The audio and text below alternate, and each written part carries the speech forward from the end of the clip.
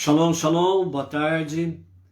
Estamos hoje no dia 31 de maio do ano 2021 e pelo calendário judaico nós estamos no dia 20 de Sivan do ano 5781 a contar da criação. Hoje nós estamos a 255 dias do ano 5781, nesse novo ciclo, dos estudos de Torá, bem como na contagem diária para o nosso próximo Rosh Hashanah. Hoje nós temos então a gota de sabedoria do Rebbe, que nos fala a seguinte questão neste ensinamento. Estamos num grupo de 18 ensinamentos em que o Rebbe Menachem Mendel, tzadik da nossa geração, nos fala sobre entre a mulher e o homem. Então assim nos diz nesse ensinamento de hoje. O Rebbe assim fala conosco.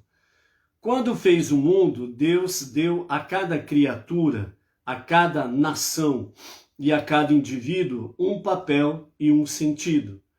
Quando cada um desempenha seu papel, há harmonia.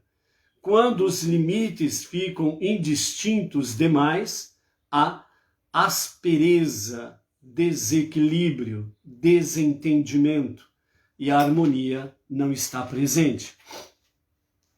Nesse sentido, então, o Rebbe está mostrando para nós que quando Deus criou todas as coisas, ele colocou todas as coisas no seu devido lugar, colocou numa sequência lógica que ele criou, que ele estipulou, que ele determinou.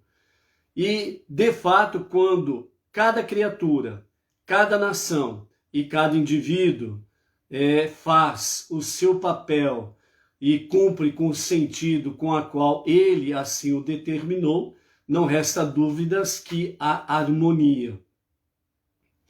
Mas quando os limites ficam indistintos, quer dizer, não se respeita os limites um do outro, então o que acontece? Há aspereza. Por isso que nós vemos aí as pessoas, as nações se desentendendo. É a mesma coisa o relacionamento pessoal entre uma e outra pessoa. À medida que se respeitam os limites um do outro, a harmonia, e nesse sentido as pessoas se tornam boas amigas. E assim há um convívio pacífico, harmônico, e isso leva cada vez mais para frente, num bom relacionamento, e esse relacionamento se torna maduro, refinado, há compromisso, responsabilidade um com o outro, e dentro desse respeito as coisas andam bem, e nesse sentido há harmonia, paz, equilíbrio em todos os sentidos. Então o que nós estamos contemplando hoje, não resta dúvida que o mundo está em desequilíbrio, ou seja, por que há a aspereza, o desentendimento, o desequilíbrio entre as nações, entre as pessoas? Justamente porque não há harmonia, entendimento, equilíbrio. E por isso, nós que estamos vivendo aí neste limiar do 6º milênio, temos pela frente uma grande responsabilidade, os homens e as mulheres, vivendo a unidade e a unicidade de Hashem, do Eterno Todo-Poderoso, o único Deus e único Salvador. Então, dessa forma, nós temos uma missão a cumprir, fazer com que as coisas sejam transformadas para que este mundo se torne o lar de Deus. E nesse sentido, nós precisamos aí, como já vimos em outros ensinamentos do Rebbe, nós precisamos cada vez mais estarmos de fato alicerçados na Torá, alicerçados na nossa emuná, confiança e fé no Eterno, para que nós possamos cumprir com dignidade, honradez, com honestidade a nossa missão, que é exatamente trazer a luz da Shekhinah, da presença divina nesse tempo presente, trazermos cada vez mais a luz da Torá, que é a palavra divina, a palavra de Deus, os 5 primeiros livros da Bíblia, que é a base para todas as coisas. Se nós colocarmos cada vez mais em frente, em marcha, nesses propósitos, então realmente nós estaremos cumprindo a nossa missão de transformar o mundo para ser o lar de Deus. Então, que nós possamos aí trazer esta harmonia, né? Se cada um de nós estivermos aí como Benei Noach, entre as nações, não judeus, entre as nações, que já abraçaram a fé monoteísta com fundamento judaico, que é a base para todas as coisas, então, verdadeiramente, nós estaremos contribuindo, junto com os judeus, para transformar o mundo para ser o lar de Deus. Baruch Hashem. Estamos aí com o Ruberval Ribeiro, Shalom, Shalom, a Ana Eustáquio, a Luciana Rodrigues, a Marli Estael Silva Monteiro, temos aí também o José Hélio Tavares, Baruch Hashem. Ok. Então, louvamos a Hashem que chegamos hoje no nosso segundo dia da semana, o segundo dia do Shabat, e portanto nós estamos nesta semana na 37ª Parashá, né? Que traz para nós de nome Shelach Lecha, vai por ti, ou envia por ti, melhor dizendo, que é aqui a respeito dos espias. E a nossa 37ª Parashá, nós estamos hoje então na nossa segunda aliá, a segunda leitura, que está no capítulo 13 de Bamidbar, Números, e vamos a partir do versículo 21 até o capítulo 14, verso 7, com a nossa segunda aliá, com os comentários de Irash, e em seguida com mais comentários aí dos nossos sábios, os nossos mestres desses tempos aí que estão trazendo para nós cada vez mais um entendimento mais claro sobre a Torá. Ok? Inês Martins, Shalom, Shalom, aqui de Pirajuí, Baruch Hashem. Então vamos à nossa leitura, capítulo 13, a partir do verso 21. Ontem nós vimos aí a questão, né, dos 12 espias serem enviados para inspecionar a terra, né? E dos 12 espias, 10 tinham a intenção, né, de fazer uma espionagem militar, uma espionagem de batalha, como poderiam vencer aquelas nações que estavam habitando a terra prometida, ok? Então, tentem visualizar a seguinte questão. Eles saíram da terra do Egito, saíram da escravidão do Egito, foram até o Monte Sinai, ali houve a outorga da Torá, Shavuot, e receberam a outorga da Torá. Como dizem os nossos sábios, ali foi celebrado um casamento. Como as 70 nações rejeitaram a Torá, e o povo israelita aceitou a Torá, respondendo, faremos obediência, e ouviremos, que significa estudar. E então, a partir desse momento, Deus ele celebrou um casamento com o povo judeu.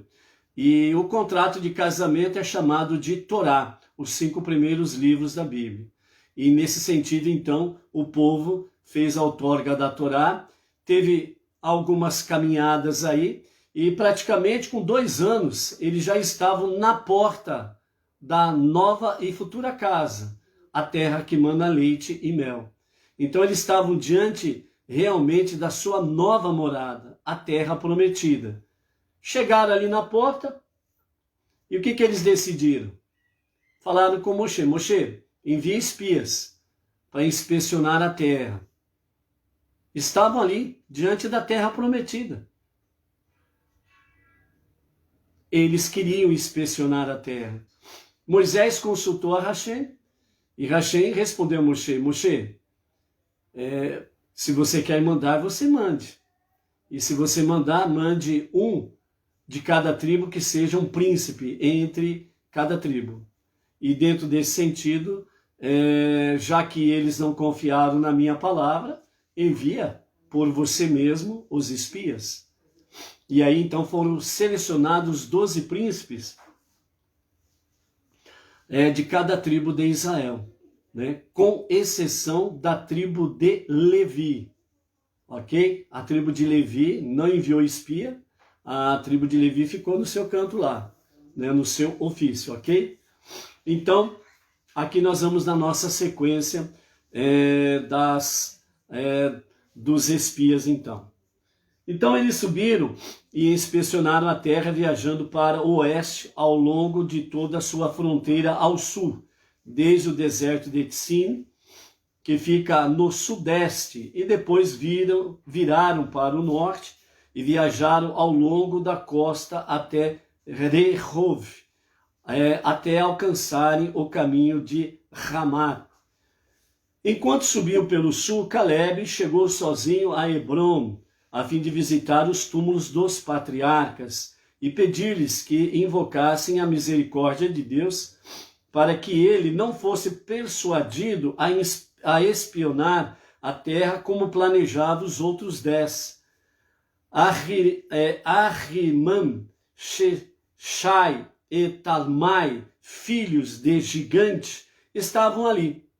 Ora, Hebrom era uma área rochosa, a região menos arável da terra de Israel. Por isso, era usada como terreno para sepulcros. Mesmo assim, seu solo era de qualidade tão boa que ela era edificada e abastecida com tudo de bom, 7 vezes mais que Tsoan, o melhor lugar do Egito, que possuía o melhor solo do mundo. Daí se depreende quão excelente era a terra de Israel. Ou seja, entre aspas, né? O pior solo de Israel era o melhor solo do que o melhor solo do Egito. Imagine então como que era abençoada a terra. É isso que diz Rashi. Verso 23. Os espias chegaram ao vale de Eshcol e cortaram um ramo de um cacho de uvas. O cacho era tão grande que 8 deles o carregavam sobre 2 varas. Os outros 2 tomaram, um tomou da romã e o outro dos figos. Ou seja, foram 12 espias, sendo que dos 12, 2, Yehoshua, conhecido de forma simples como Josué, e o seu nome original era Oxéia, e quando foi enviado para inspecionar a terra, Moshe trocou o nome de Oxéia, acrescentou a letra Yud do tetragrama sagrado, e o nome de Oxéia mudou para Yehoshua, que significa que Deus te salve, né? Dos 10 espias, certo? Que Deus te guarde. E então, dessa forma, Josué e Caleb, com exceção deles 2, os outros 10 espias, quando retornaram da inspeção, 8 trouxeram, carregados por varas, um cacho de uva, um ramo de uva, um cacho de uva. Os outros 2, um trouxe romãs, que também eram gigantes, uma romã, que era gigante, e o outro trouxe o figo, que também eram gigantes. Depois nós vamos ver o porquê que eles fizeram isso. Portanto, os 10 espias que estavam com intenções, segundo as intenções de espionagem à terra e não de inspecionar, existe uma diferença em inspecionar e espiar, espionagem, né? E inspecionar é ver realmente aquilo que é bom na terra, ver aquilo que é produtivo, como Moshe tinha orientado.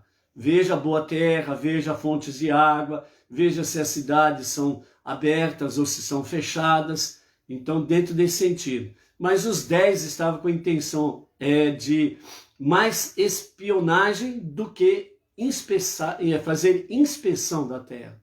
E nesse sentido, então, a espionagem, ela tinha mais uma atenção de guerra e uma espionagem militar, né?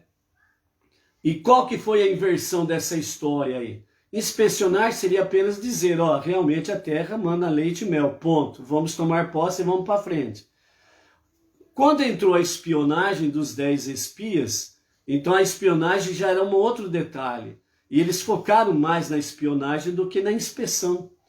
E nessa espionagem eles estavam ali vendo se haveria a possibilidade de guerrear e vencer ou não. Aí nós vamos ver daqui a pouco os detalhes dessa história também. E Josué e Caleb não trouxeram nenhum dos frutos da terra.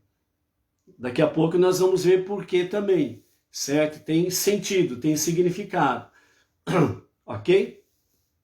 Continuando então. Josué e Caleb não carregaram nada, porque a essa altura estava claro que os demais haviam tirado conclusões de suas observações e suas intenções se tinham tornado más.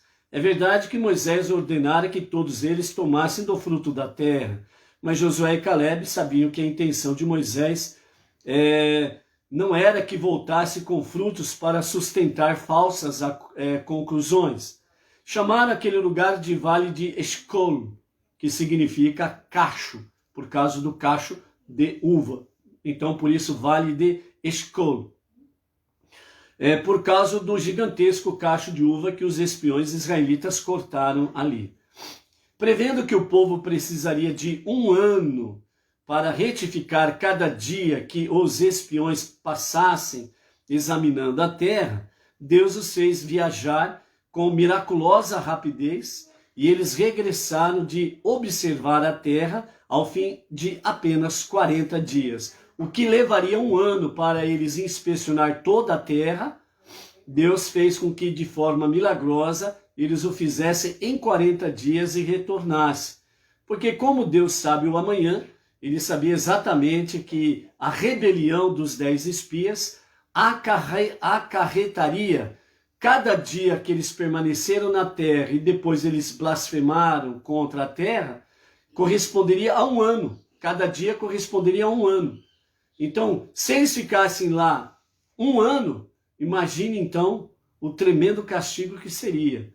Então, de forma milagrosa, Deus fez com que eles fizessem a observação em 40 dias e retornassem. E por isso os 40 anos do deserto. Isso aconteceu, o retorno deles para junto ao acampamento, aconteceu exatamente no dia 8, durante o dia 8 do mês Av, né? Quando entardece o dia, entra no dia 9 de Av, e aí nós vamos ver o que acontece.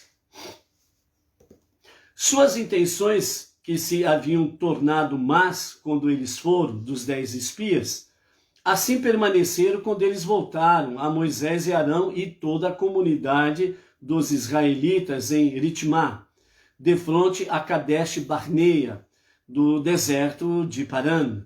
Trouxeram um informe a Moisés, a Arão e toda a comunidade e mostraram-lhes os frutos da terra. Para parecerem objetivos, começaram por elogiar a terra. Dirigiram-se a Moshe e disseram: chegamos à terra a que nos enviaste, e ela realmente mana leite e mel de tâmaras e figos, e esse é o seu fruto. Porém, assim como o fruto da terra é extraordinariamente grande, o povo que habita na terra também é extraordinariamente forte. As cidades são fortificadas, extremamente grandes e suspensas no céu. E até vimos ali Ahriman, Sheshai e Talmai, os filhos do gigante. Portanto, é impossível conquistar a terra por meios naturais. E Deus não nos ajudará de modo sobrenatural, porque ao duvidarmos de sua proteção, nós a perdemos. E os amalequitas que nos atacaram quando duvidamos anteriormente da proteção divina, eles habitam na terra do sul, prontos para tornar a investir contra nós. Além disso, ainda que possamos estar certos de que ele, lutará por nós dentro da terra, ele está se referindo ao Eterno. Os hititas, os jebuseus e os amoritas, eles habitam na região montanhosa, e os canaanitas habitam no litoral e na orla do Jordão, de maneira que a terra está cercada de nações hostis, e não há garantia de que Deus virá em nosso auxílio fora da terra. Caleb viu que os outros espiões estavam fazendo o povo virar-se contra Moisés. Ele silenciou o povo, ou seja, ele levantou a sua voz e pediu silêncio. E ele silenciou o povo para poder falar sobre Moisés, exclamando: foi só isso que Moisés nos fez? Quando os 10 espias já tinham cativado a atenção do povo, de forma negativa, certo? Nós observamos aqui, e os demais comentaristas falam também a mesma coisa, que quando os 10 espias começaram o relatório, né, a Moisés e a Arão, e depois especificamente eles se voltam completamente a Moshe.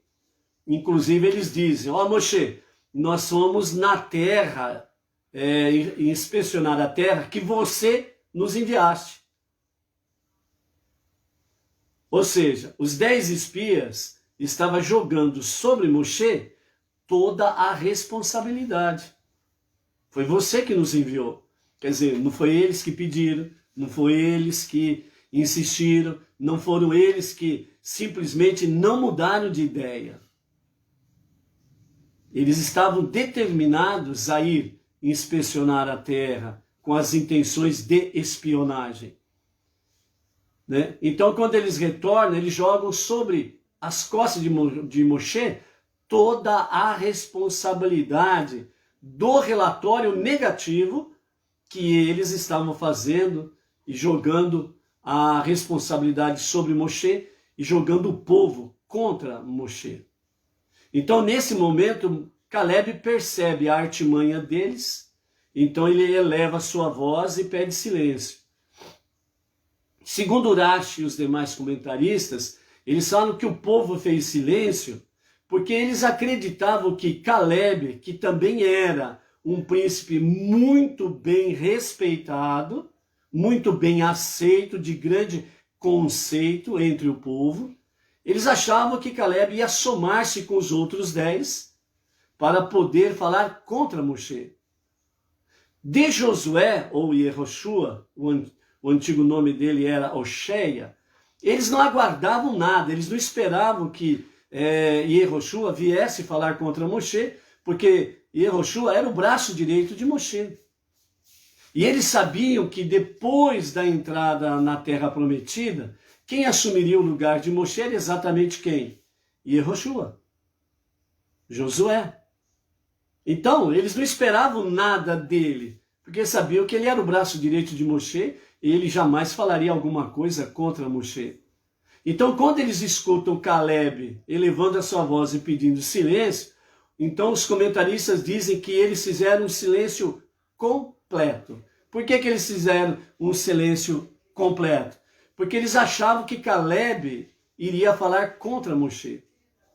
E aí então Josué, né, no versículo 30 do capítulo 13, diz, né, com os comentários de Urashi: então Caleb viu que os outros espiões estavam fazendo o povo virar-se contra Moshe. Ele silenciou o povo para poder falar sobre Moshe e exclamou: foi só isso que Moisés fez por nós? Pensando que ele fosse enumerar as falhas de Moshe, o povo calou-se. Porém Caleb assim prosseguiu: os espiões disseram que é impossível vencer os habitantes da terra por meios naturais. Mas Deus não guerreou por nós sobrenaturalmente quando Moisés abriu o mar? Os espiões afirmaram que mesmo que Deus lute por nós dentro da terra, não há garantia que o Eterno nos ajudará a derrotar as nações hostis que quiserem impedir-nos de entrar nela. No entanto, por mérito de Moisés, Deus não nos tem fornecido o maná milagrosamente? Durante toda a nossa árdua jornada pelo deserto, agora esta jornada seja apenas uma preparação para a nossa entrada na terra prometida? Os espiões alegaram que perdemos a proteção divina porque duvidamos dela.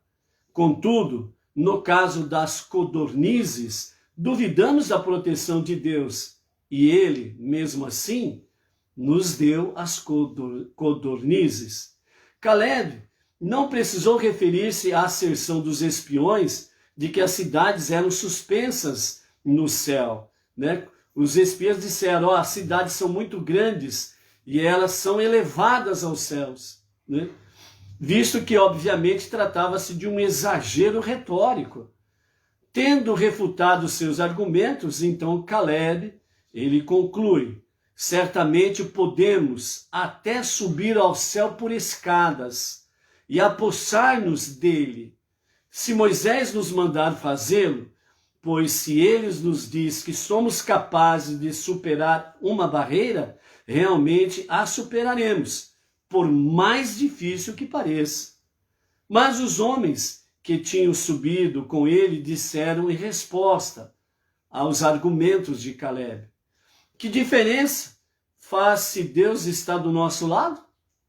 Não podemos ir contra esse povo, pois ele é mais forte do que ele.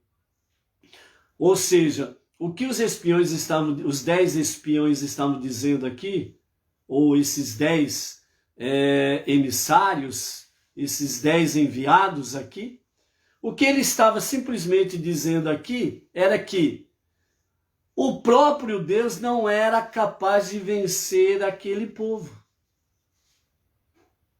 Então, o absurdo que chegou aos 10 espias colocaram em dúvida o próprio poder de Deus. Vejam aonde chega. Continuando, verso 32. Para provar essa ideia, apresentaram aos israelitas um mau relato sobre a terra que haviam inspecionado, dizendo: a terra pela qual viajamos para inspecionar é uma terra que consome seus habitantes. Anormalmente, em todo lugar em que íamos, estavam enterrando seus mortos. Na verdade, Deus providenciara isso para que a população local não notasse a presença dos espiões. Porém, em vez de reconhecer que se tratava de providência divina, os espiões interpretaram esse fato negativamente e prosseguiram: todo o povo que vimos nela são homens de tamanho anormalmente grande, né? Então aqui Rashi, ele tece um comentário. Quando o povo, os 10 espias, eles estavam falando que todo lugar que eles passavam tinha gente sendo sepultada, gente morrendo e sendo sepultadas, e eles não entenderam que era a providência divina que permitia com que pessoas morressem ali, muitas vezes pessoas importantes no meio do povo, para que o povo se aglomerasse no funeral e no sepultamento daquela pessoa, e eles pudessem passar desapercebido. Era uma proteção, uma providência divina para eles, mas eles não viram dessa forma. Ou seja, né, o aprendizado para nós aqui: quando a pessoa ela está cheia do seu ego, está cheia do seu eu, e quer buscar somente os seus interesses, ela não consegue discernir espiritualmente aquilo que acontece à sua frente ou à sua volta. Ele continua focado no seu negativismo, ele continua negado na sua visão míope, defeituosa, ele continua focado nos seus próprios interesses e não consegue ver a mão de Deus agindo em seu benefício. Verso 31. Ali vimos não só os gigantes mortais que mencionamos antes, aqueles 3, mas também gigantes sobrenaturais, anjos caídos, que são descendentes de Og. Esses gigantes que eles estão mencionando aqui são aqueles gigantes que vieram da descendência dos anjos, que se tornaram humanos para corrigir aquela nação, aliás, aquela geração de Noé, para corrigir aquela geração, porque era muito má. E quando os anjos tornaram-se humanos, então eles também foram totalmente rebeldes contra Deus e acabaram sendo seduzidos, né, pelas concupiscências, desejos desenfreados da carne, e então se relacionaram com as mulheres humanas, e aí nasceram gigantes, né, que está lá em Bereshit, em Gênesis, certo?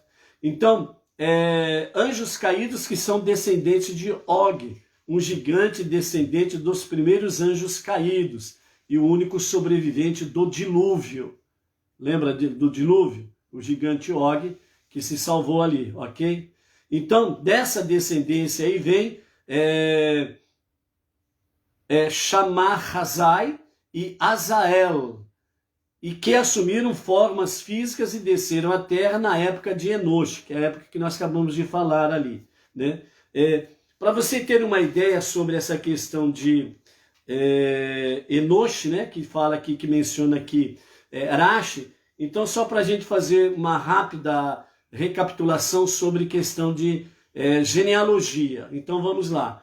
Então, para chegarmos aqui nos dias de Enosh, que é mencionado aqui, esses anjos caídos, né? O Shammah-Hazai e Azael, né? Então, nós temos então na genealogia Adã, Shet, Enosh. Então veja bem, Enosh, os dias de Enosh, que especificamente menciona aqui Rashi, é exatamente neto de Adã e filho de Shet. Os dias de Enosh, em que esses anjos, eles se materializaram, tomaram a forma humana, se contaminaram com as mulheres e deles vieram os gigantes, certo? Então aqui é chamado os gigantes mortais, aqueles que morreram no dilúvio, e os gigantes, eles chamam aqui, né, dentro de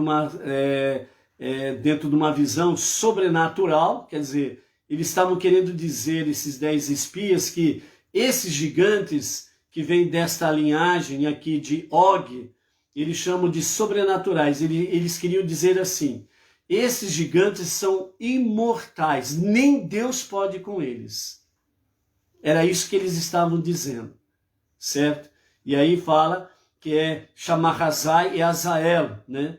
Que são descendentes desses anjos caídos aqui. Então eles queriam dizer que os gigantes descendentes desses dois anjos, Shammah-Hazai e Azael, né, são imortais, então nem Deus poderia vencê-los. Era essa colocação que os 10 espias estavam dizendo aí. Continuando a genealogia, né, só para uma questão de conhecimento aí de forma simples e resumida, Adã, Shet, Enosh, Kenan, Mehalalel, Yered, Enoch, Metusalém, ou Matusalém, Lemer e Noah, né? Então, até chegar em Noah, ok? E Noah, dele vem a descendência, né? Ele gerou, então, Hashem, Aham e Efet, ou Jafeté, né? Que é mais conhecido assim, ok? Então, só uma questão de colocar aí a época desses gigantes aqui, ok? Continuando. Esses anjos estavam envolvidos nos primórdios da idolatria, de modo que sua descendência é bem capaz de rebelar-se contra Deus. Quer dizer, se for para uma batalha, mesmo que Deus esteja conosco, eles vão se revoltar contra Deus e nem Deus pode com eles. Então era isso que eles estavam dizendo aqui. Até os nomes desses progenitores angélicos indicam rebelião e destruição. Shammah-Hazai significa visão de desolação, enquanto Azael significa anjo poderoso, sendo foneticamente similar a Azazel, né? Azazel é o nome de um despenhadeiro rochoso desolado que tinha no deserto. Lembra lá, né, do bode que é levado para o deserto e a hora que chega lá no desempenhadeiro, né? No penhasco, né? Despenhadeiro, melhor dizendo, despenhadeiro rochoso. Quando chega nesse despenhadeiro, então a pessoa responsável de levar o bode ao deserto, dali de cima ele jogava o bode nesse despenhadeiro, né? Então, Azazel é o nome do despenhadeiro rochoso. Além disso, visto que seu descendente Og sobreviveu ao dilúvio, é claro que Deus tornou pelo menos alguns membros dessa raça imunes ao castigo divino na época do dilúvio. E esses gigantes eram muito maiores do que os gigantes mortais que vimos lá em Hebrom. Parecemos a nós mesmos gafanhotos junto deles, e assim éramos aos seus olhos, pois os ouvimos dizer que nos vinhedos há formigas semelhantes a pessoas. Então esse relatório aí, segundo Rashi e os demais comentaristas, falam que eles ouviram os gigantes comentando que no meio da plantação de uvas, né, que era uma coisa enorme, grandemente, em altura muito, muito grande, e então eles falam que eles escutaram os gigantes dizendo que ali tinha formigas que tinham o tamanho de seres humanos, né? Então imagine uma formiga pequenininha, o estrago que faz, uma formiga do tamanho do ser humano, então, que estrago, hein? Então eles estavam dizendo isso daí para o povo. Então, no capítulo 14, iniciando agora, ao escutar que seria necessário o poder sobrenatural para vencer os habitantes da terra, o povo não acreditou que Deus manifestaria o tal poder. Toda a congregação de juízes, os 70 anciãos, ergueu suas vozes e gritou, e o povo chorou naquela noite. Como os espias chegaram na parte da tarde do dia 8 de Av, e eles começaram a contar o seu relatório, houve aquela discussão com Caleb, né? E as horas foram passando, e eles adentraram já no entardecer, e automaticamente eles saíram do dia 8 de Av, e já entraram no dia 9 de Av. Só recordando, o dia judaico é contado de o pôr do sol de um dia até o pôr do sol de outro dia, do outro dia. Então, nesse momento, já estavam no nono dia, o nono dia de Av, quando a congregação de juízes, os 70 anciãos, ergueu suas vozes e gritou, e o povo chorou junto com eles naquela noite. A noite era o dia 9 de Av. Ok? Né? Data essa que posteriormente grandes tragédias aconteceu ao povo judeu. Capítulo 14, continuando o verso 2. Todos os israelitas, exceto a tribo de Levi, queixaram-se contra Moisés e Arão. E toda a congregação de juízes lhes disse: quem nos dera que tivéssemos morrido no Egito, ou quem nos dera que tivéssemos morrido nesse deserto. Porque Deus nos leva a essa terra para cairmos pela espada? Nossas esposas e filhos serão espólios de guerra. Não é melhor para nós voltar ao Egito? Os homens disseram uns aos outros: apontemos um novo líder e voltemos ao Egito, e adoremos um novo Deus, e voltemos à religião do Egito. Fazendo já comentários aqui, né? Então vejam bem, os 10 espias inflamou o povo.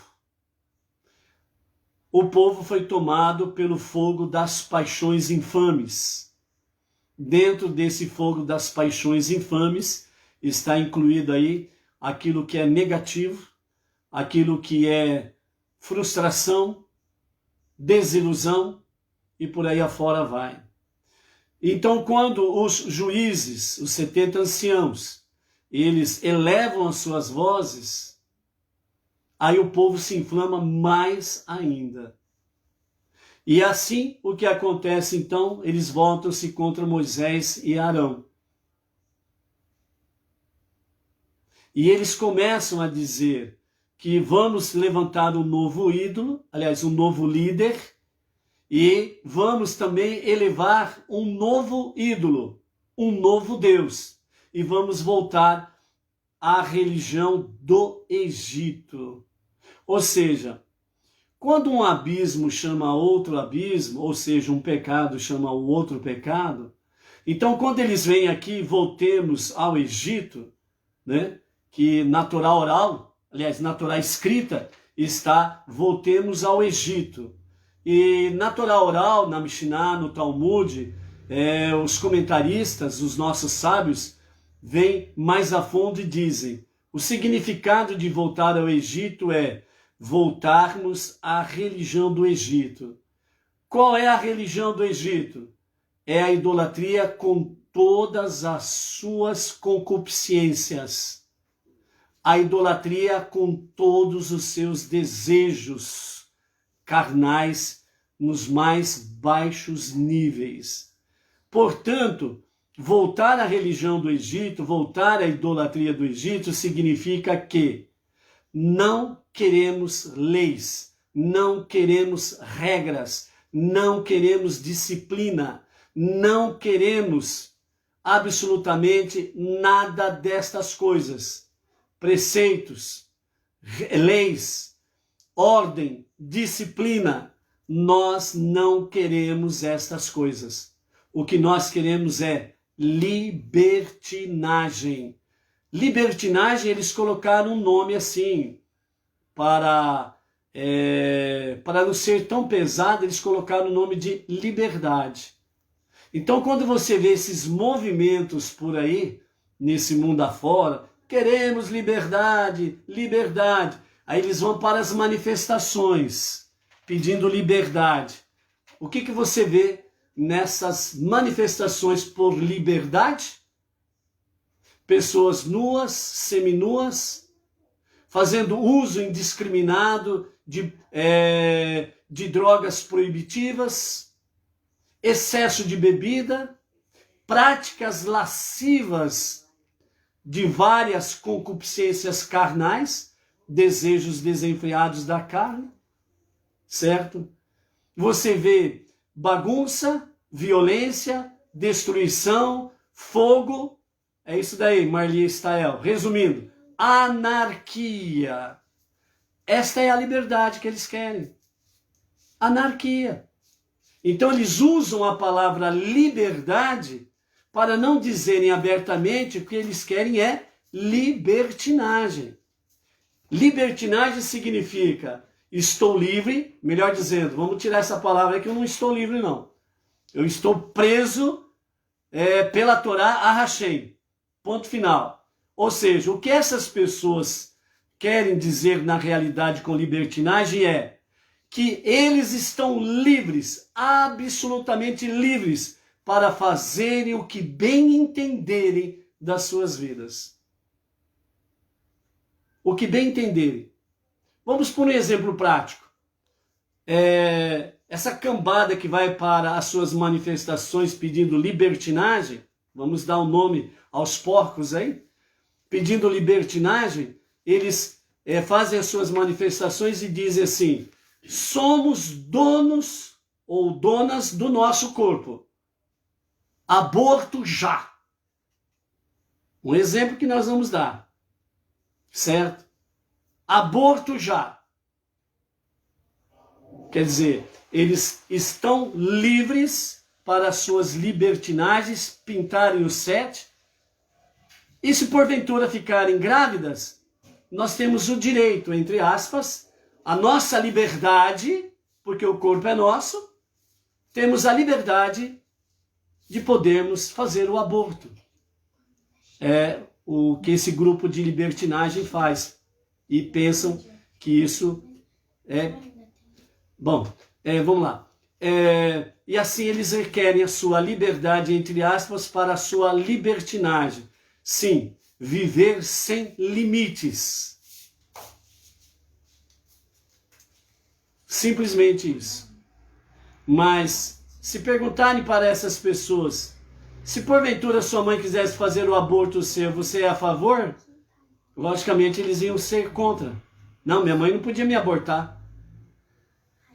Mas agora, né? Agora, o que acontece?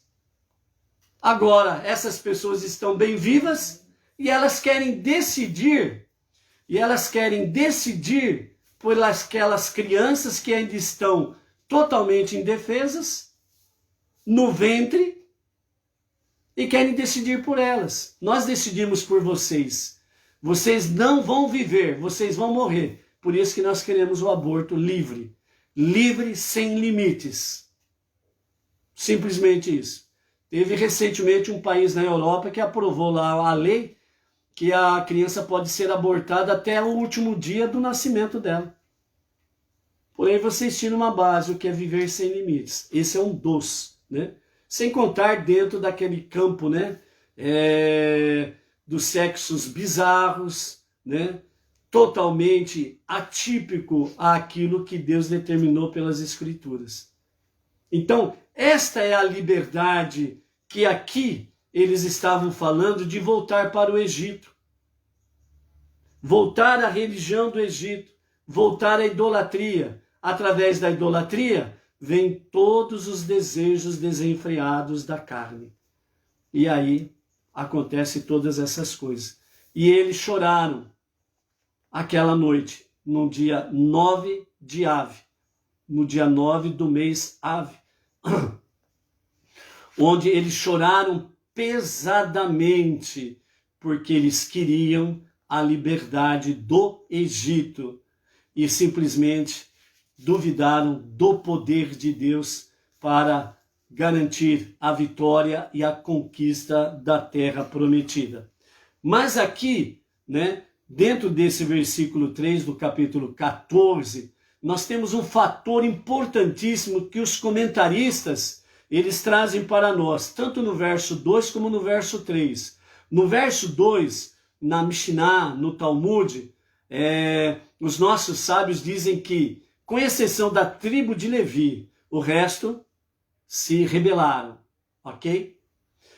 No versículo 4, nós temos, no versículo 2, a tribo de Levi não fez parte desse conluio. No versículo 4, aqui os comentaristas eles dizem a seguinte questão, que nesta rebelião do povo, nesta murmuração, nesse choro, nesse mimimi, não pensem vocês que o mimimi é coisa nova não, viu? Mimimi é coisa antiga. Não pensem vocês que esse pedido de liberdade para a libertinagem não é coisa nova não, é coisa antiga, ok? Nada a novo debaixo dos céus, ok? Então, nesse versículo 4 aqui, os nossos comentaristas dizem que lá em cima, a tribo de Levi não participou desse conluio. E aqui no versículo 4, os comentaristas dizem, por unanimidade, eles dizem que quem mais não participou da rebelião? As mulheres. As mulheres não participaram desta rebelião. Mais uma vez, as mulheres num alto nível espiritual, como aconteceu para o êxodo do Egito. Graças às mulheres, que sempre tiveram em alto nível a vida espiritual, a emuná, a confiança, a fé em Deus, que a redenção chegaria a qualquer momento. E aqui, novamente, a posição das mulheres não participaram desta rebelião, como aconteceu com o bezerro de ouro, em que as mulheres não participaram do bezerro de ouro. Quando seus maridos foram pedir a elas e aos filhos que dessem os seus objetos de ouro de uso pessoal, elas se negaram e não deixaram pegar dos filhos. Mas aí os homens, no ato de violência, eles arrancaram os objetos de ouro das mulheres e dos filhos para fazer o bezerro de ouro. Além da tribo de Levi não participar lá também, aqui também a tribo de Levi não participa. Lá também, como no Egito, no bezerro de ouro, as mulheres não participaram de qualquer rebelião. Aqui também nós vemos mais uma vez a posição das mulheres em alto nível espiritual. Não participaram da rebelião contra Moisés e contra Deus.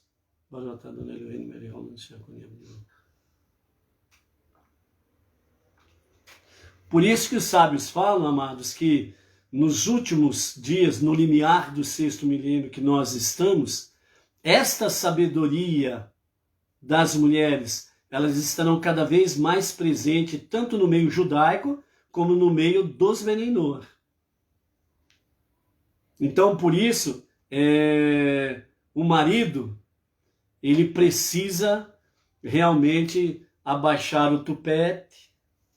O marido precisa fazer uma cirurgia no nariz e encurtar o nariz, deixar de ser estilo Pinóquio, nariz grande, né, ou nariz empinado. Precisa quebrar o queixo, não ser queixudo ou queixudo, ou algo semelhante, e ouvir um pouco mais as vozes das mulheres. Ok? Então, homens, cuidado. Quando a mulher está, de fato, no nível espiritual elevado, é motivo de realmente sabedoria dos homens, dos maridos, realmente ouvir, né, o que a mulher tem para dizer nesse nível elevado espiritual à luz da Torá, ok? Que nós não podemos esquecer lá que Provérbios fala que tem as loucas que destroem o lar, né? Então não é por esse lado aí. Então precisa ouvir melhor as suas esposas dentro desse campo espiritual aí, ok? Continuando então, verso 5 do capítulo 14, Moisés e Arão caíram sobre seus rostos diante de toda a comunidade dos israelitas, suplicando-lhes que não se rebelassem. Josué, filho de Nun, e Caleb, filho de Iefuné, que estavam entre os que haviam inspecionado a terra, rasgaram suas vestes como sinal de aflição e falaram a toda a comunidade dos israelitas, dizendo: a terra pela qual viajamos para inspecionar é uma terra extremamente boa. Então Josué e Caleb falaram: a terra é extremamente boa, né? E aqui nós encerramos a nossa segunda aliá, né? Vamos trazer mais alguns comentários aqui daquilo que os nossos comentaristas trazem para nós, né? Um dado assim importante que nós não podemos deixar passar desapercebido. Lá na aliá de ontem, Moisés, uma das coisas que Moisés pediu para os 12 espias é para ver se na terra tinha algum justo, porque se tivesse algum justo, pelos méritos desse justo, Deus protegeria realmente aquelas nações, pelos méritos de um justo que houvesse no meio deles, né? E aí então, a pergunta é, tinha algum justo no meio daquelas 70 nações? Então os nossos sábios, através da Mishnah, do Talmud, traz para nós o seguinte conhecimento: havia um justo entre eles. Sabe quem era o justo que estava entre eles? Era Iov, Jó. Jó era o justo que ainda estava vivo no meio deles. Porém, segundo os nossos sábios, dizem que quando os 12 espias entraram para inspecionar a terra, Iov veio a falecer. E esse foi um dos momentos em que os 10 espias não viram a providência divina e olharam de forma negativa. Por quê? Porque quando Iov faleceu, realmente houve uma grande convulsão e as pessoas estavam, como diz assim, elas estavam envolvidas com a morte e o funeral de Iov. Então eles puderam passar desapercebidos naquela região. Eles passaram desapercebidos. Quando eles chegam na outra cidade, em outra região, acontece a mesma coisa. Alguém morre, alguém importante do meio do povo, e as pessoas se envolvem com o funeral daquela pessoa e eles não percebem que os espias estão passando. Entendeu? Então, era isso que acontecia. Por isso que eles falaram que aquela terra era uma terra que consome as suas pessoas. É uma terra que engole, que come as pessoas. O comer, o engolir é exatamente o sepultamento. E eles queriam dizer, há uma doença nessa terra que ela de repente mata as pessoas. E as pessoas são engolidas pela terra. Por quê? Porque elas são sepultadas. Então essa era o que eles diziam ali, ok? Então dentro disso daí, o justo que havia entre eles era Iov, Jó. Quando eles entram na terra, então Jó vem a falecer. Então aquelas nações, aquelas 7 nações, elas perdem a proteção do mérito do justo que havia entre eles, Iov, ok? E naqueles argumentos negativos dos 10 espias sobre uma doença que tem naquela terra que de repente mata as pessoas, a gente chegava num lugar e de repente alguém morria e todo mundo ficava alvoroçado, fulano morreu de repente, o que aconteceu? E as pessoas se envolviam naquela notícia, naquele funeral, naquele sepultamento, e os espias iam passando. Eles avaliavam o que tinha que avaliar naquela região e iam embora. Quando chegavam no outro lugar, acontecia a mesma coisa. Por isso que eles trouxeram, segundo os nossos sábios, esse comentário negativo, que a terra consome, mata os seus habitantes sem mais e sem menos, né? Então, é nesse sentido aí que eles estavam dizendo aí, ok? Outra coisa que nós podemos aqui estarmos focando com referência a essa passagem dos 10 espias aqui, nos seus argumentos negativos, né? Nos seus argumentos terroristas, né? Vamos assim dizer, porque o povo todo ficou aterrorizado, né? Eles vieram com argumentos de pavor, terror, e as pessoas se apavoraram. Trazendo um paralelo a isso, né? Para os nossos dias, é a mesma coisa, amados, que nós estamos vivenciando aí. Ou seja, os nossos sábios, nos últimos centenas de anos, têm nos alertado que os dias para a revelação do justo e verdadeiro Mashiach está para acontecer.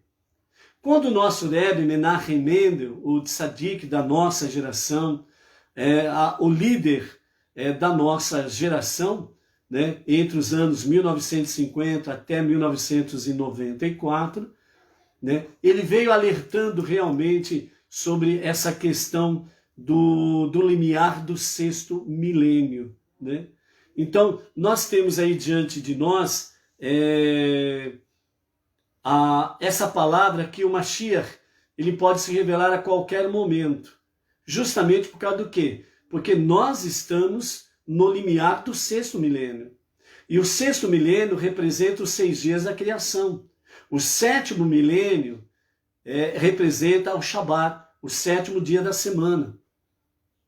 Representa o 7º ano em que a terra precisa descansar, né? Em que é proibido trabalhar na terra, lá em Israel.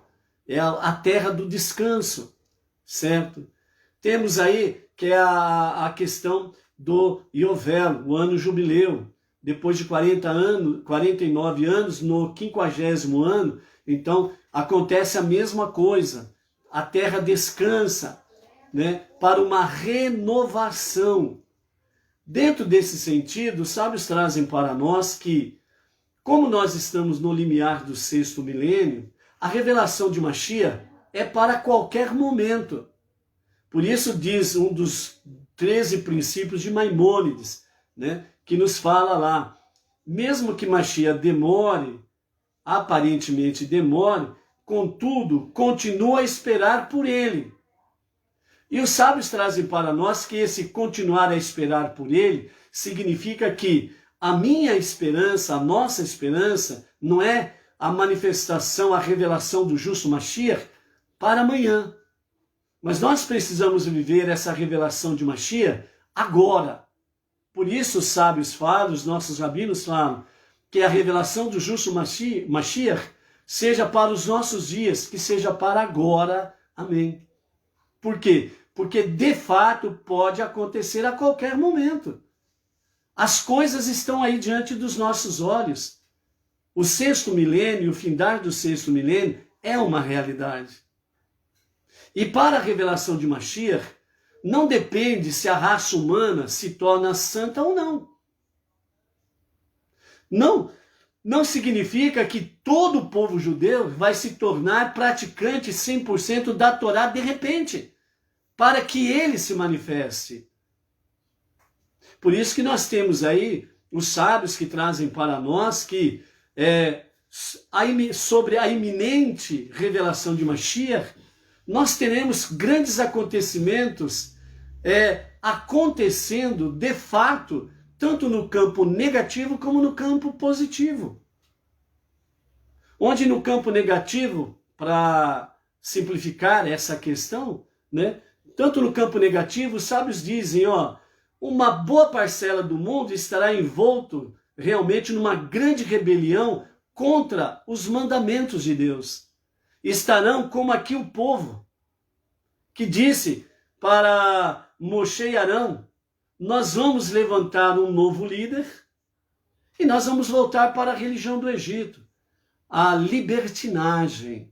Então terá uma boa parcela da raça humana que vai estar vivendo assim. Mas em contrapartida, haverá uma outra grande parcela de um povo que estará envolvido nos estudos da Torá e nas revelações dos segredos da Torá, que os sábios trazem para nós e os rabinos trazem para nós, com referência a Mishnah, Talmud, Kabbalah. Um grande despertamento, um grupo que estará, uma grande parte, envolvidos com o estudo da Torá. Ou seja, de forma simples, haverá sim uma boa parcela nas trevas, na escuridão, e uma outra boa parcela na luz e nas revelações da palavra de Deus. Assim como a tribo de Levi aqui não participou da rebelião, assim como Josué e Caleb não participaram da rebelião, assim como as mulheres não participaram da rebelião, esse povo que estará, né, desde agora até a revelação do justo Mashiach, que estarão cada vez mais se envolvendo com a luz da Shekhinah, da presença divina, a luz da Torá, estarão se envolvendo cada vez mais nos estudos da Torá, terão sim, sem sombra de dúvidas, uma grande bênção vivendo dessa forma e uma grande proteção vivendo dessa forma. E o justo Mashiach se revelará, e que seja para os nossos dias mesmo, e que seja para agora, amém, a qualquer momento. Eu não posso, o que os sábios querem dizer para nós nesse sentido, amados, é que eu não posso me preparar hoje para ver a revelação de Mashiach amanhã. O que os sábios querem dizer é o seguinte, a nossa preparação para a revelação do justo Mashiach, ela tem que ser para agora. Eu estou preparado para ver a revelação de Mashiach agora, não amanhã, agora. Então essa preparação faz com que nós, não judeus, estejamos envolvidos com as nossas 5 bases. Techuvá, Tefilá, Sedaká, estudo da Torá e as 7 leis universais. é estarmos diariamente envolvidos com isso. Diariamente, a todo momento, estarmos voltados para estas 5 bases nossa. E por isso nós não podemos perder um dia sem leitura da Torá, da Aliá, da Parashá semanal. Não podemos deixar um dia sequer sem estarmos envolvidos com o estudo da Torá. Por isso, os sábios dizem, vivendo a Parashá semanal. É viver a Parashá semanal, é viver a leitura diária da Torá da semana, vivendo essa leitura todo dia. Por quê? Porque o justo Mashiach, ele se revelará a qualquer momento, e que seja a qualquer momento agora. Amém. Ok? Então, nesse sentido aí, para que nós possamos estar alertas, né?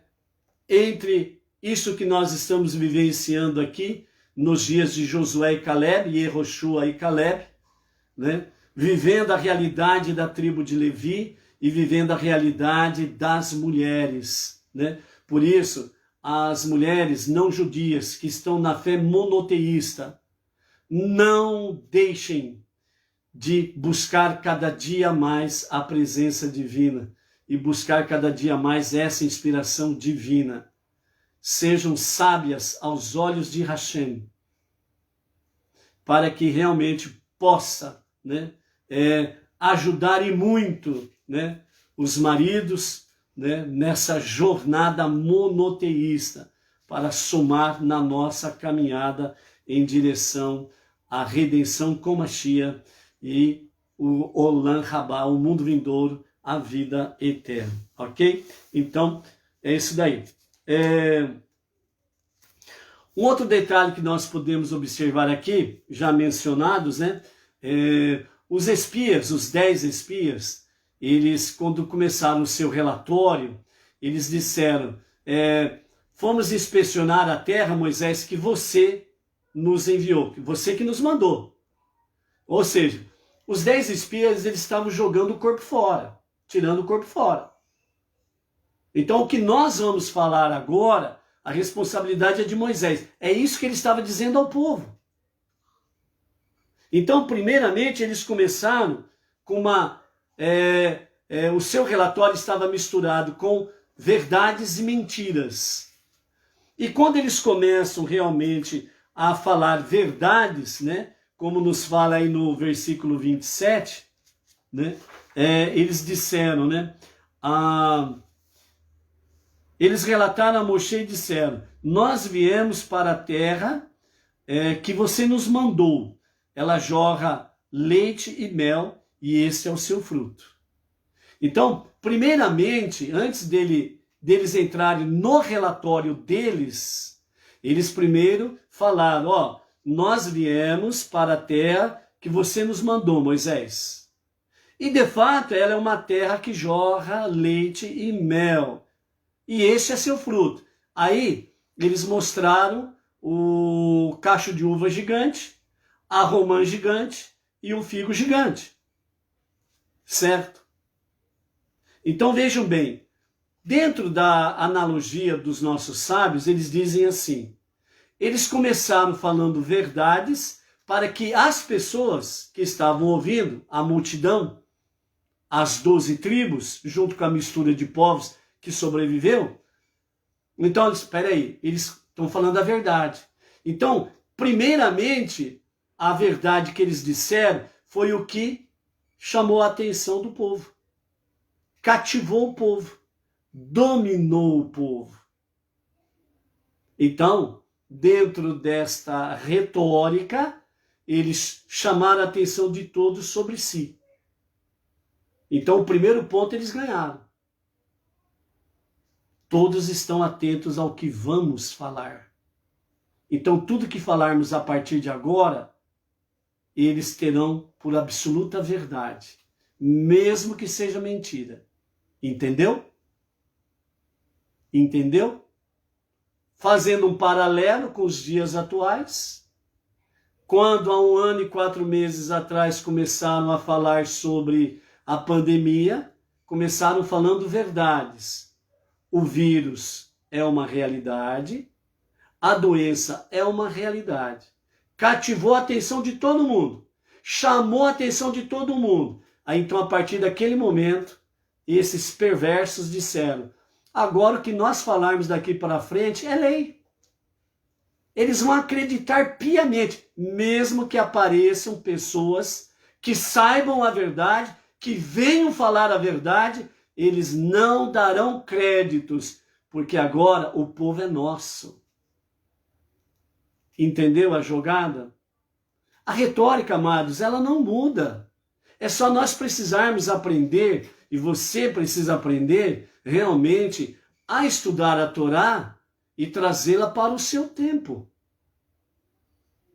O que os 10 espias fizeram é a mesma realidade daqueles queixumes, né, que fizeram na época do bezerro de ouro. É a mesma coisa que tem acontecido através dos milênios, quando é para colocar o povo numa rebelião contra Deus. Porque Deus é tudo, ou seja, Deus permitiu o vírus e a doença. Mas qual a finalidade de Deus? Das pessoas serem mais humildes, das pessoas terem mais amor umas pelas outras, das pessoas realmente valorizarem a vida, valorizarem em primeiro lugar a Deus e em segundo lugar a família.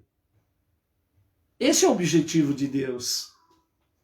Então, é trazer a Torá para os nossos dias. Era isso que o Rebbe Menachem Mendel sempre trouxe, sempre ensinou e sempre chamou a atenção. Que nós precisamos viver a Paraxá. Nós precisamos viver semanalmente a Paraxá semanal e diariamente a leitura diária da Paraxá. E é isso que aconteceu, amados. No começo da pandemia começaram falando verdades. Só que aí começaram as mentiras. E aí deu no que deu. Hoje, uma grande parte do meio científico, do meio da medicina, sabem e defendem o tal de tratamento preventivo, que é para a vida. E se fosse aplicado, muitas vidas não teriam sucumbido nesse tempo presente. Então, é onde nós precisamos estar atentos. Aquela prece do nosso Rabi Adim para esses dias de pandemia, ele fala de uma forma bem clara lá, né? Quero ler aqui literalmente para não ficar nas minhas palavras, ok? Então, o Rabi Adim Even Israel Steinsaltz, ele fez aquela prece, né, para os dias de pandemia, e tem umas coisas aqui interessantes, onde ele fala assim,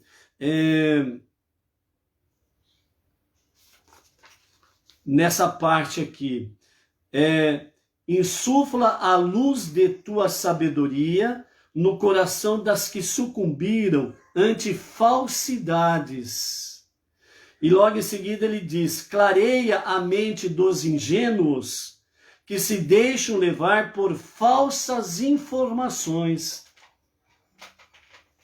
Vejam bem, amados, que o Rabi Adim Even Israel Steinsaltz, a prece que ele fez para que todo mundo judaico e todos aqueles que abraçam a esperança no Deus único para a salvação da humanidade desses dias de pandemia, olha só a sabedoria divina que teve ele, entre tanto, toda a prece aqui, ela é 1000% uma bênção, não é 100%, é 1000% uma bênção. Infinitamente bênção, bênção mesmo. Mas vejam aqui esse detalhe, em que o próprio Rabino traz para nós, essa prece foi lá, no meio do ano passado. Vejam bem o que ele diz, insufla insufla a luz de tua sabedoria no coração das que sucumbiram ante falsidades, e clareia a mente dos ingênuos que se deixam levar por falsas informações. É a realidade. Quando nós vemos aqui na nossa aliá, a nossa leitura de hoje, quando Moshe e Arão, eles se lançam ao chão, totalmente se humilhando diante do soberano e rogando ao povo para que não venham a rebeliar contra Deus. Por quê? Porque eles estavam caindo no engano das falsidades. Eles abandonaram a sabedoria e precisava ser insuflado neles a sabedoria para que eles não fossem dominados pelas mentiras, pelas falsidades. Essa prece é uma prece que nós fazemos diariamente. E graças a Deus, uma grande parte da medicina, os médicos, cientistas, infectologistas, graças a Deus, têm ouvido a nossa prece e Deus tem despertado essas pessoas para poder trazer e defender a humanidade, porque os perversos estão matando as pessoas. Graças a Deus que nós estamos hoje com mais de 14.800.000 pessoas salvas desta doença.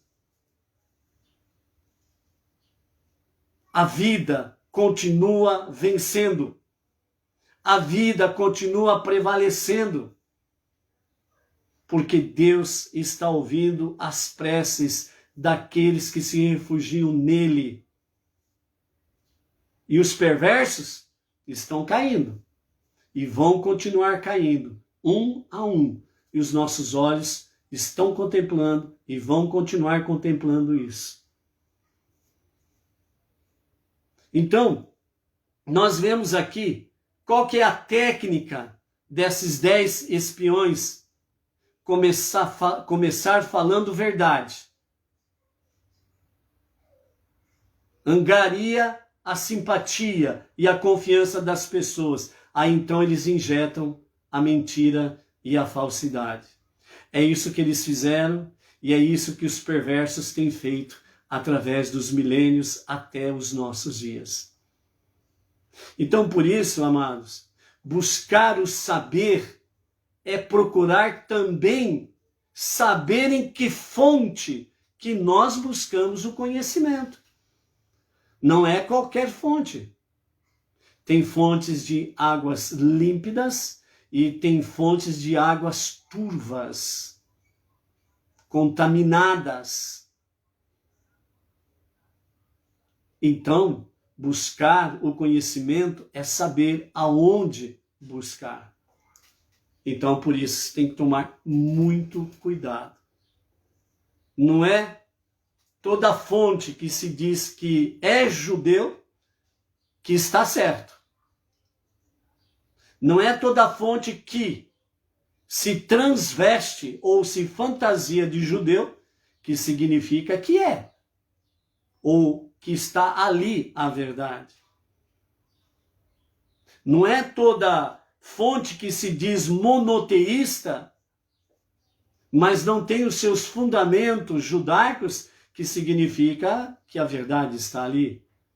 Ou seja, quando você percebe que há meias verdades e meias mentiras, não perca tempo. É rebelião contra Deus. É rebelião contra Deus.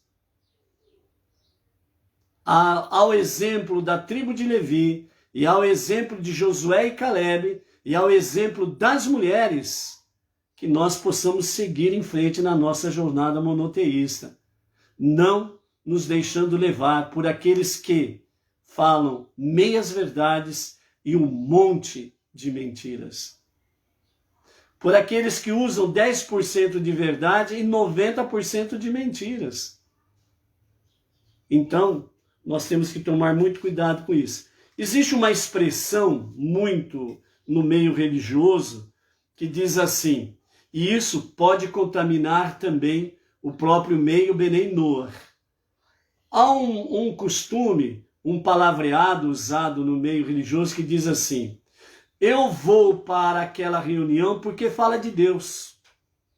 Falando de Deus, para mim tá bom. Agora, o que aquela pessoa é, o que ela faz e deixa de fazer, não é problema meu, é problema dele. Eu vou lá para ouvir a palavra de Deus pela boca dele. Esse é um linguajar, um ditado muito seguido no meio religioso lá fora. E isso não pode contaminar o nosso meio. Onde, por exemplo, alguém aí, nós estamos dentro do caminho Benei Noach, um mundo não judeu, pessoas de não judeus, que abraçaram a fé monoteísta com fundamento judaico, e nós escolhemos um rabino. No caso específico nosso, nós escolhemos o nosso rabino Yaakov Gerenstad, que é a liderança Benei Noach Brasil, né? E é a nossa liderança que nós escolhemos seguir esse rabino. Então, o grupo de discípulos do rabino Yaakov Gerenstad são aqueles que estão junto com ele e que estão ali comungando com as suas orientações dentro do movimento Benei Noach Brasil. Agora, se porventura alguém de repente diz assim, bom, eu não quero continuar aqui com o Rav Yaakov, eu não quero continuar aqui, eu vou continuar com outro rabino. A decisão é individual. Mas eu fico aqui, então o que acontece? Aquele precioso irmão tomou uma outra decisão, vá debaixo da bênção do Eterno, no seu caminho que você escolheu, e eu vou continuar aqui nesse caminho que eu escolhi, com a liderança do Rav Yaakov Gerenstad. Ele segue o caminho dele, eu continuo na minha jornada. Ponto, acabou. E é aqui que eu tenho que me fincar. E é nesse caminho que eu vou prosseguir. E dentro desse escopo, é onde que eu estou vivendo a minha fé monoteísta. Nesse sentido, eu sigo em frente. E assim foi o que aconteceu com a tribo de Levi, com Josué e Caleb e as mulheres. Elas ficaram do lado de Moisés e Arão, porque eles viram que eles estavam fundamentados na verdade, não com meias verdades e meias mentiras. E assim tem que ser a nossa caminhada e a nossa jornada. Por isso, o profeta fala em outra passagem, né? Principalmente aquela com referência aos profetas de Baal, quando o profeta Eliabe fez lá aquela questão lá do sacrifício, e os profetas de Baal, né, não desceu fogo do céu, o Deus deles não ouviu a prece deles, e o profeta Eliabe dizia, ó, fale um pouco mais alto, vai ver que ele está dormindo. Será que ele não foi viajar?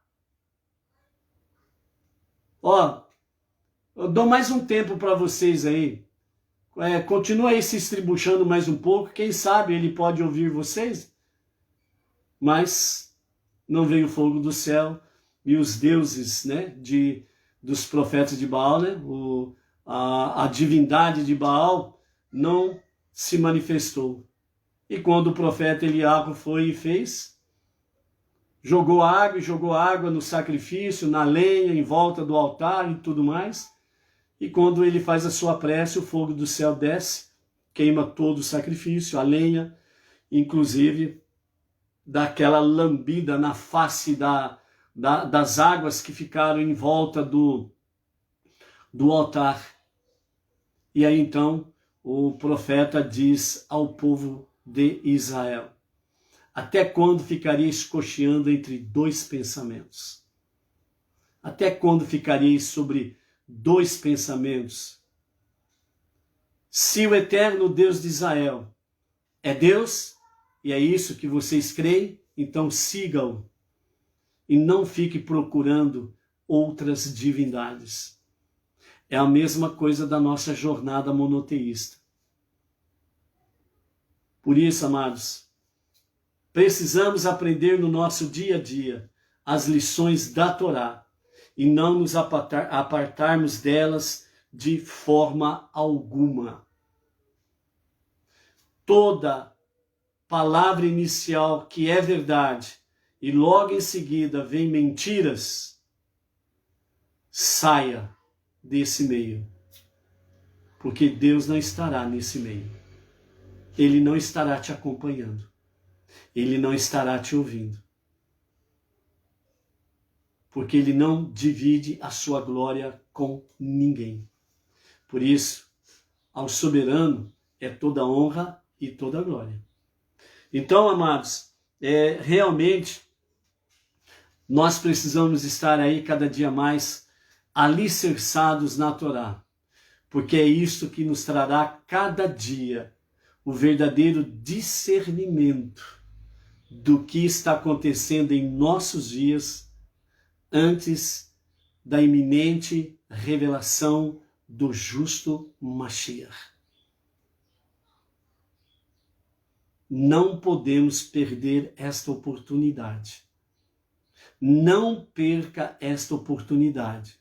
O tempo, falando dentro do escopo de time de futebol, ou uma partida de futebol, os 45 minutos do segundo tempo já esgotou. Nós estamos naquela prorrogação em que o juiz ele pode apitar a qualquer momento. Ou seja, a qualquer momento, a revelação do justo Mashiach, ela pode acontecer a qualquer momento. E que seja a qualquer momento agora. Amém. Não perca estas oportunidades. Viva a Torá. Viva esta emuná que Deus confiou a cada um de nós. Baruch Hashem, amanhã às 14 horas à tarde com a Torá. Shalom, shalom.